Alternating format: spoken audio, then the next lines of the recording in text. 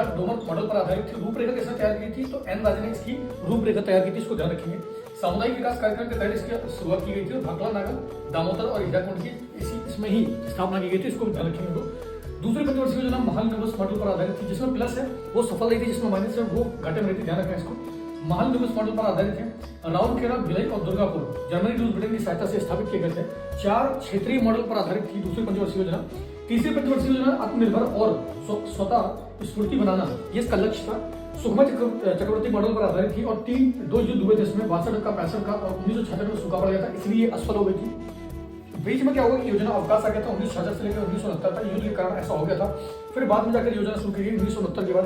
तो चौथी पंचवर्षीय योजना गाडगिल ने तैयार की थी और इसका जो लक्ष्य था वो क्या था, स्थिरता के साथ आर्थिक विकास करना और आत्मनिर्भरता की प्राप्ति, ये चौथी पंचवर्षीय योजना का लक्ष्य था। पांचवी पंचवर्षीय योजना 74 से लेकर 78 तक रही थी। इसका